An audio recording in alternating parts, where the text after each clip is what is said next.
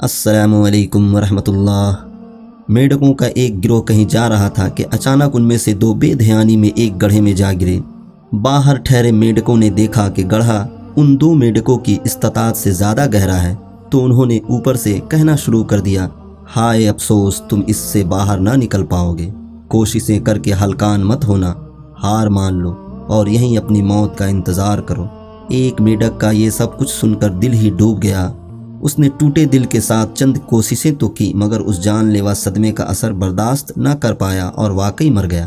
दूसरे की कोशिशों में शिद्दत थी और वो जगह बदल बदल कर जंप लगाते हुए बाहर निकलने की कोशिश कर रहा था। ऊपर वाले मेंढक पूरे जोर और शोर से सीटियां बजाकर आवाज़ें कसते हुए उसे मना करने में लगे हुए थे कि मत हलकान हो, मौत तेरा मुकद्दर बन चुकी है। लेकिन मेंढक ने और ज़्यादा शिद्दत से अपनी कोशिशें जारी रखी और वाकई में बाहर निकलने में कामयाब हो गया।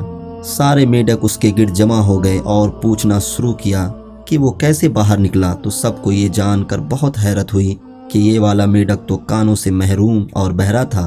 मेंढक सारा वक्त यही समझकर बाहर निकलने के लिए अपना सारा जोर लगाता रहा था कि बाहर खड़े हुए सारे मेंढक उसके बही-ख्वाह और दोस्त हैं, जो उसकी हिम्मत बंधवा रहे हैं और जोश दिला रहे हैं, जबकि हकीकत ये थी कि वो सारे उसकी हिम्मत तोड़ने और बाहर निकलने के अज़्म को ख़त्म करने में लगे हुए थे।